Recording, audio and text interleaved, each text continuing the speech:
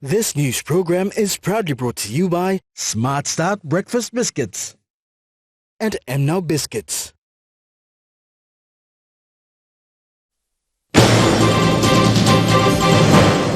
State enterprises edge to contribute more to PNG's economy. China agrees to host PNG Asia Investment Conference. And new law and policy needed to guide livestock ministry. Good evening, you're watching National Emtv News. I'm Grace Papiali. Thank you for joining us. State-owned enterprises in the country need to do more to contribute to the country's gross domestic product.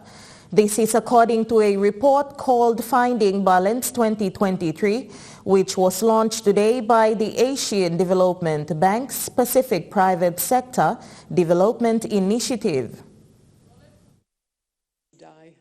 The report, Finding Balance 2023, benchmarking performance and building climate resilience in Pacific state-owned enterprises, compares the performance of SOEs in 9 Pacific Island countries, PNG included, to track the progress of SOE commercialization in the region.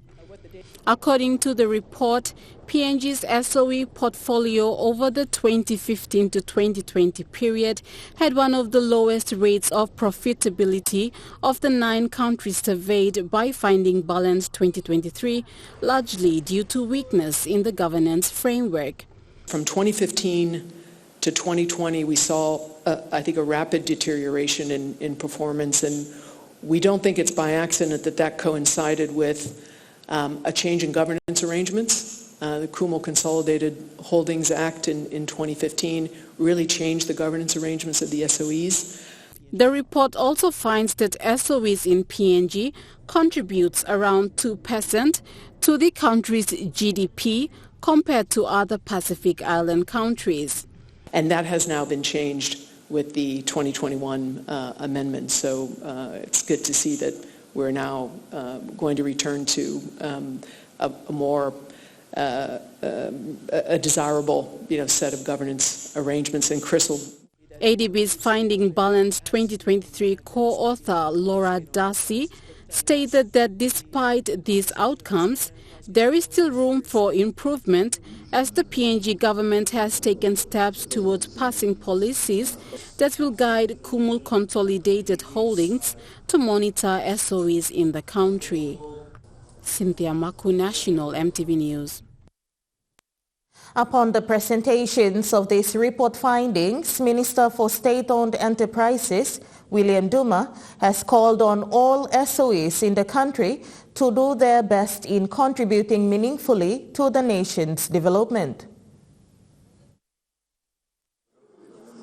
Minister Duma, upon receiving the report, says there needs to be more improvement in the way state-owned enterprises are managed in the country. For our SOEs, your standard is the private sector standard. There is no other way. There is no space for mediocre performance, unethical behavior, corrupt practices in the way you tender work. There is just simply no space. He said there should be no politics involved in how SOEs operate, as the Kumul Consolidated Holdings has been given the mandate to oversee all SOEs in the country. We need to review the way appointments of chairman and CEOs and directors of the SOEs have been made.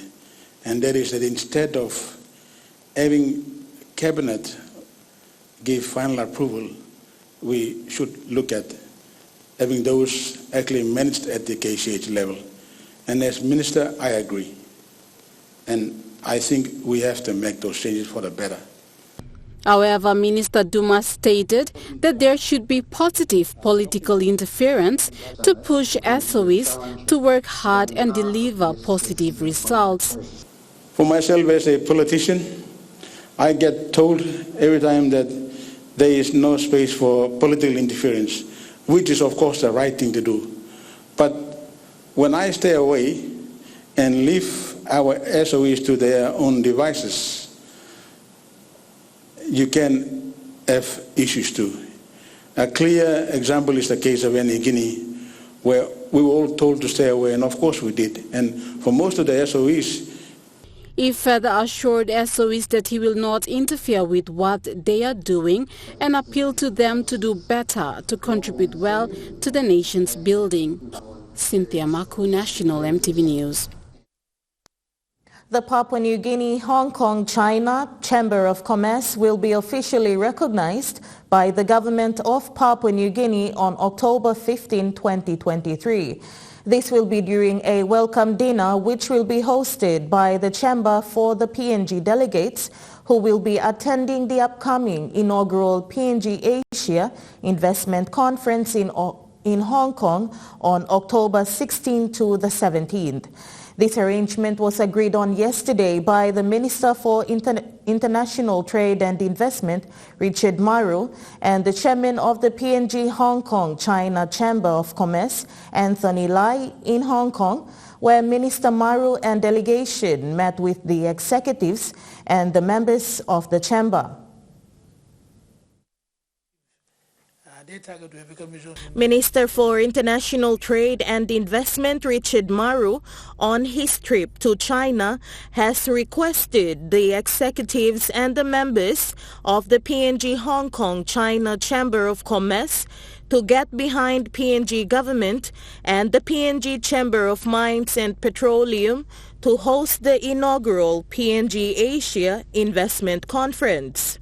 PNG Hong Kong China Chamber of Commerce was established in 2019 with the objectives of becoming an information bank and promoter of PNG in Hong Kong to help build business-to-business and people-to-people relationship between Hong Kong and PNG, and to set the foundation for special economic zone development in PNG through bilateral technological skills transfer schemes. Meanwhile, PNG Hong Kong China Chamber of Commerce raised a concern regarding travel visas to PNG, stating it has been difficult to obtain it with the high cost of accessing consular service. Minister Maru, in response, said he will take it up with the government and the responsible departments when he returns back to the country. The Livestock Development Corporation has taken steps forward towards formulating its LDC bill and a legislation policy to guide the livestock ministry in the country. In a press conference today in Port Moresby, the Managing Director for LDC, Terry Coim, outlined the importance of having the bill and policy in place. The Livestock Ministry has been tasked by the Mara Peroso government to improve livestock production in the country to reduce on the imports of beef and other protein from overseas. Today, the Managing Director of the Livestock Development Corporation, Terry Coim, stated that the ministry is now working on drafting a new bill and legislative policy for the ministry. We need to put our foot down and come up with a legislative framework that will be able to protect our industry. And so this is probably the first serious intervention by any government in our history that they're going to come up with this bill that will help to regulate the livestock industry in this country. Mr. Coim highlighted that currently, without a bill and policy, it is a challenge in managing and monitoring the livestock ministry, as there is no law or rules set in place to guide the ministry as well as the farmers. As far as I know, there's no law. There's no policy. It's all ad hoc since day one. So PNG, our country, our citizens should be happy for the Marape government. For me, I'm really happy about this. Because now the farmers can say, we are regulated by this law. They can pinpoint a clause in the act. LDC will now work on the draft bill and policy and will be consulting all stakeholders in all 4 regions in the country before submitting it to the Parliament for enactment. So we would like to give confidence to our stakeholders, to our farmers, to all our citizens in our country that we will be shortly after the signing of this, we will do a draft and then we will be consulting with all the stakeholders. There will be policy consultations in all of the 4 regions and with all the stakeholders so that we will gauge the views of every one of them. Mr. Koim stated that this is the way forward for LDC and the ministry, as this bill and policy will now align to the MTDP4 to capture the government's plan for agriculture and livestock. Cynthia Maku, National MTV News. The Business of Information Communication Technology, or ICT, Procurement and Management is now standardized under the Digital Government Act 2022. This means all government departments and statutory agencies will have officially authorized ICT systems approved and regulated by the Department of Information and Communication Technology. The Department of Information and Communication Technology is currently hosting the Highlands Regional Consultation Awareness Workshop at Highlander Hotel in Mount Hagen. The workshop commenced today and will conclude tomorrow. Participants include representatives from the district and provincial administrations and provincial health authorities in the Highlands region. They had from ICT Department's Principal Legal Counsel, Mr. Oala Moy, who clarified the provisions in the Digital Government Act, which came into force on the 8th of August 2022.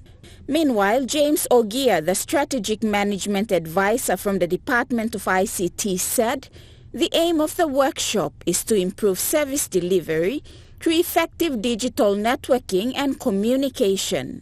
Even though it's a brand new department, fairly new, 3 years old, but the policies that we are developing and the roadmap that we are looking at, we want to look at PNG, transform PNG society, where digital economy and by increase digital services and by improving lifestyle of man. It was also clarified that state agencies and departments will have standardized email addresses, a valid domain and websites that are safely developed by the ICT department.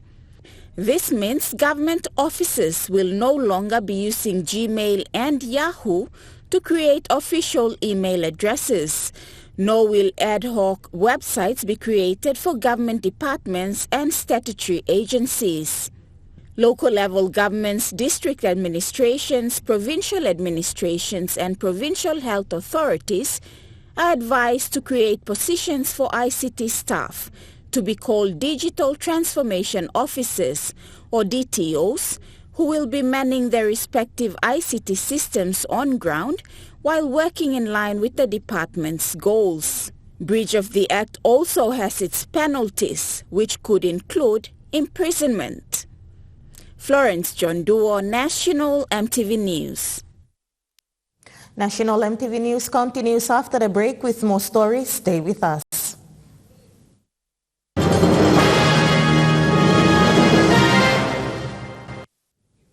You're watching National MTV News. 5 employees from the Trukai Industries completed a 3-day training conducted under the Businesses for Health's Cover Your Cough program, which took place in Lae and Port Moresby. Trukai Industries has included tuberculosis or TB wardens in its workforce to champion the fight against TB. Trukai's TB wardens will be based in Lae, Mount Hagen, Kokopo and Port Moresby to ensure health and safety of the employees who may have shown symptoms of TB is ensured. Trukai Industries Area Sales Manager for Port Moresby, Gregory Tugiao, described the training as a beneficial tool that will protect Trukai employees and their families. He stated that this training meeting gave him an insight into the alarming TB rate PNG has. Businesses for Health trainer and health extension officer Teresa Corazzi, who facilitated the TB training, said Trukai's inclusion of TB wardens strengthens the fight against the disease. Trukai Industries Chief Executive Officer Alan Preston expressed that Trukai is a proud champion in the fight against TB in the country, and with the inclusion of their TB wardens, this reaffirms Trukai's fight to keep TB out of the workplace and to ultimately eradicate TB in the country. As a food manufacturing company, Trukai proudly has one of the most diverse CSR programs where they support the well-being of Papua New Guineans through various health and nutritional programs. The company will be promoting Businesses for Health's Cover Your Cough campaign on the 20th of August in this year's highly anticipated Trukai Fun Run. The Cover Your Cough campaign will be visible on all 50,000 Trukai Fun Run shirts. The famous Kokoda track landowners today presented a petition to the Prime Minister James Marape through their local MP, member for Sohe, Henry Amuli. The reason behind this petition is on the non-payment of royalties and is appealing to the government to review the functions of the Kokoda Track Authority. A community leader from Aloha Village, Kilasibolo, and other representatives came forward with their grievances. We came here basically to make sure that the government listens to that. We are saying they come to Kobelo and we discuss through this document what we've highlighted. Come and give us the answers. And if you don't come good with the answers, we will tell people to tell Australian government to stop their foreign trekkers to come, not to come until we deal with this issue. To just conclude, Kokoda Trek belongs to the people of Papua New Guinea. We are one people, one nation. We are one people. We are a united nation. But we are the custodians.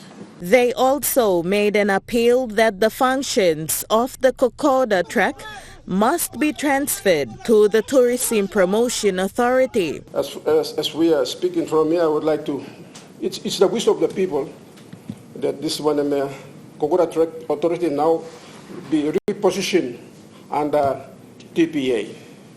We want TPA Ministry to be the new lead agency for coordinating all Kokoda Initiative program in the country. Right now it's SEPA. We have not seen any tangible KT being under SEPA. With the need of basic infrastructure and road services, they have stated that they have completely missed out on the funding which they are supposed to receive from the responsible authorities. That 96 kilometers of Kokoda Trek is not a state land. It is the customary land. So whatever you want to do there, you must consult us first. Treat us first. Give us private consideration first before you can do other things. Right now, that thing is not happening the way we think it's happening.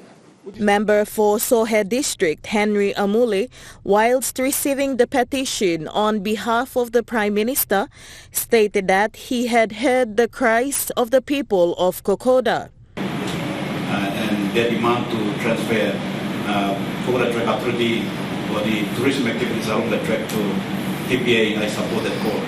And I support the call for investigation into the funds provided for the Kokoda Track communities on both sides of the Kokoda Track. Funds are kept by Kokoda Initiative in the SEPA, and I support the call for the investigation into all the funds that are released to Kokoda Initiative for the activities along the Kokoda Track. The locals have closed the track effective as of today for an indefinite period.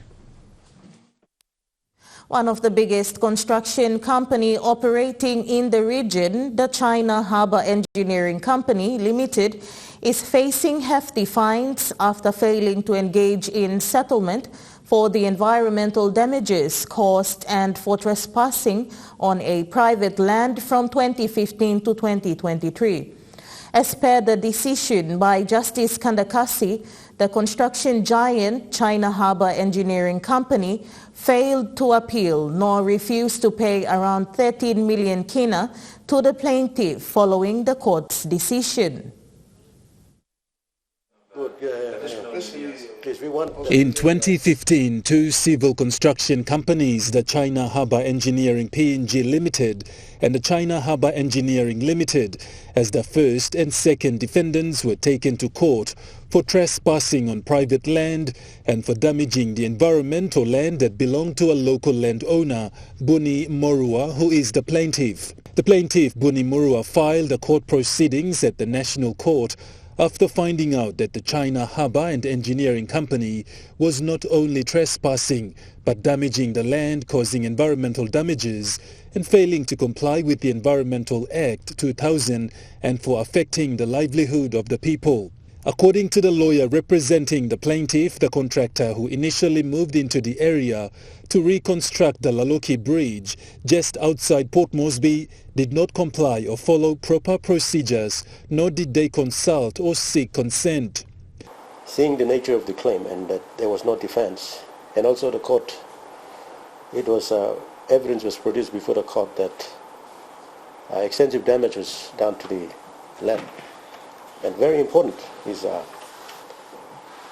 these Chinese companies failed to comply with the regulations under the Environment Act. Lawyer Nixon Kayuk said while the matter was in court from 2015 to 2023, the court was in favor of the plaintiff, who provided necessary evidence of the documents and images of the extensive damages caused by the company. One of the biggest claims, and which stands out in this case, is a claim exemplary damages. Kayuk said the defendant failed to appeal at the beginning. No negotiations were agreed upon until the court's decision for the defendant to pay settlement fees of up to 13 million kina, which is now owing to the plaintiff and those affected by damages caused to the environment. Expense that we spend during the times that the little people like me without work, it's a very hard time to take court for 4 years, almost 5 years now, from 2019 and to 2023. Several attempts and roundtable discussions by the plaintiff and his lawyer were made with the defendant, the China Harbour Engineering Limited, but the defendant has failed to engage in any settlements. The plaintiff, Buni Morua, and his lawyer are now planning to file enforcement proceedings, with the next step to be the insolvent proceedings if the defendant fails to pay the settlement fee as ordered by the court. Godwin Eki, National Emtv News. Child Fund PNG is hosting a 3-day forum for youth, peace and protection champions, which commenced today at the Hideaway Hotel. The Reflection and Learning Forum serves to bring youth voices to the table where decisions are being made. More than 50 participants attended the Youth Reflection and Learning Forum, which aims to debate issues and generate ideas for tackling conflict and violence, and to bring about peace in their local communities. Giving the opening remarks, Anandas, Country Director of Child Fund PNG, welcomed the participants to the forum and also expressed appreciation to the supporting organizations. Some of our key partners, especially the provincial departments, the Central and Morobe province, some of the village court officials, district court officials, the ward councillors, National Research Institute. Officiating at the opening of the forum was head of the European delegation in PNG, His Excellency Ambassador Jacques Fradin. Being a parent is very difficult, but sometimes being a youth or a child is also very difficult and challenging. It's also for you to bridge this gap, to see how you can address the youth with your words, experience, and cultural values. It's also for them to understand why you are acting and behaving like this, but also for them to explain why the world is changing.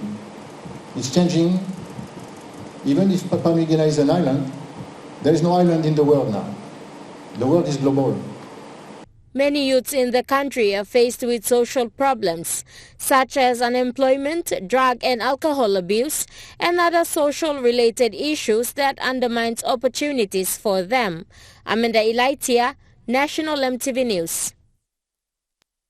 Meanwhile, as per this training being conducted by Child Fund PNG, 240 young men and women from targeted districts in Central, Morobe and NCD were trained as youth peace and protection champions. The youths were supported to roll out peer education sessions in their communities, further reaching 2,400 children and youths, as well as leading awareness activities in their communities. Salimata Mitaharo from Child Fund explains the purpose of the forum, which is to strengthen networks and partnerships through shared experiences. We hope youth stories of change in their respective communities can be replicated in other parts of Papua New Guinea. We endeavor to also celebrate community gatekeepers that support youth work and violence reduction through intergenerational dialogues. Present during the forum opening was His Excellency Ambassador Jacques Fradin, head of the European Union delegation in PNG. Ambassador Jacques said that he admires the work that Child Fund is doing in the communities. And I stand before you today as the European Union Ambassador to Papua New Guinea, filled with the deep sense of admiration and gratitude for the incredible work being done by you and all your local communities with support of Child Fund PNG. This Child Fund program is funded by us, European Union, and has provided a platform for the youth peace and protection champion in National Capital District, Central Lae Morobe Province. The trainings have been covered in over 20 communities in the chosen districts and is supported by Child Fund, the European Union and other supporting stakeholders. Amanda Ilaitia, National Emtv News. And now looking at the Nest Fund market report, the kina closed unchanged at $0.2800 US in the interbank market. At Bank South Pacific, your kina was buying $0.2725 US, $0.4013 Australian dollars, $0.2386 euro, 38.17 Japanese yen. Looking at commodity prices at New York closed, gold is trading higher, coffee closed higher, cocoa closed higher, copra closed lower, palm oil closed lower, crude oil is trading lower, copper closed lower. And on the stock market, the Dow Jones closed higher, the ASX 200 is trading higher, the All Ordinaries is trading higher. National Emtv News continues after the break. Stay with us.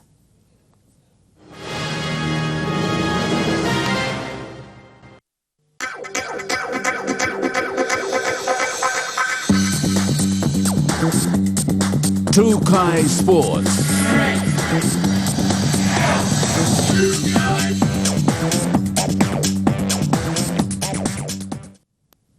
Welcome to Trukai Sports. Members of the Australian Defence Force are delivering a sports officials program at the Sir John Guy Stadium in Port Moresby. The program started today and will end on Friday, the 28th of July. ADF members are conducting Level 1 coaching, umpiring, strength and conditioning, first aid and well-being, as well as gifting a range of equipment to local sporting groups. If they're continuing to go, we can pay a 50-metre penalty. The capacity building training includes various sporting codes like AFL, Rugby League, Netball, Rugby Union and Basketball. Sam Bridges, an umpire development lead with Queensland AFL, highlighted the important aspects of the training. I want to try and provide education to everybody involved in the AFL over in PNG. So you're right, that's coaches, it's players, it's umpires, sports trainers, give everyone the opportunity to learn a little bit more about the AFL and hopefully be able to take that out into the community. Mr. Bridges reiterated on the aim of the training. We hope they'll learn some new skills around umpiring and coaching and sports training as well. And then hopefully they can take that out into their community and train up others around umpiring and coaching and training as well. So they can learn a little bit more about what we do over in Australia and bring that out into the community as well. So we just hope they learn something out of their time that we're here, and then they can be better involved within their community in sport. This program is a sign of PNG and Australia's shared passion for sports. Amanda Ilaitia, Trukai Sports. Meanwhile, Netball Australia, in conjunction with the Australian Defence Force, are also in the country conducting the capacity building training for grassroots coaches and umpires throughout PNG. They hope this upskilling enhances the code of netball in the country. The PNG coaches and umpires are expected to take these acquired skills back to the local communities and train their players. Karen Top, coach facilitator for Netball Australia, explains their training strategy. We're here in Port Moresby initially, so the group is doing their foundation coaching and umpiring here.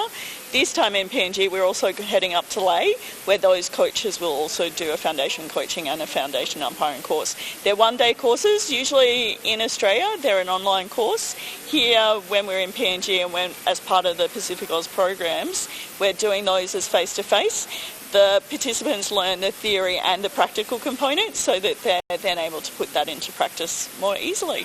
Meantime, Vice President of ADF Netball Association speaks of their partnership with the Pacific Island countries. We at ADF Netball in Australia are committed to pairing with our partners across the Pacific. So this is the third time that we've been in the Pacific nations. The first one was in Fiji, the second one was in Tonga, and now we're here in Papua New Guinea. So we partner with Netball Australia to ensure that we deliver first-class training to our paired partners in the Pacific regions. As part of the program, ADF will travel to Lae and Medang to deliver training to local communities there as well. Amanda Ilaitia, Trukai Sports. Trukai Sports continues after the break. Stay with us. Trukai Sports. This weather update is proudly brought to you by MoneyPlus, with you always. The weather forecast for the next 24 hours in the southern region: Port Moresby City, partly cloudy with possible shower or two. Popondetta, cloudy periods with brief showers. In Momase region, Lae City, cloudy rain showers and possible thunderstorms. Vanimo, cloudy with some showers and possible thunderstorms. In the New Guinea Islands region, Lorengau, cloudy with rain showers and thunderstorms. Buka, cloudy with some showers and possible thunderstorms. In the Highlands region, Mount Hagen City, few showers easing into cloudy periods, then morning fog. Mendi and Wabeg, cloudy periods with few showers, then morning fog.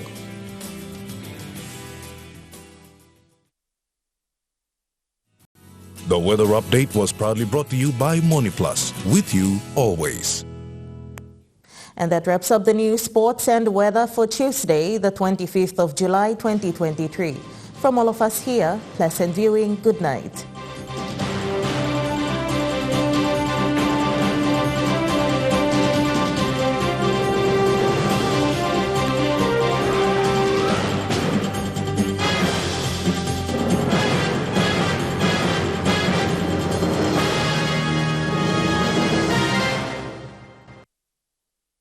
This news program was proudly brought to you by Smart Start Breakfast Biscuits and Gold Nuggets.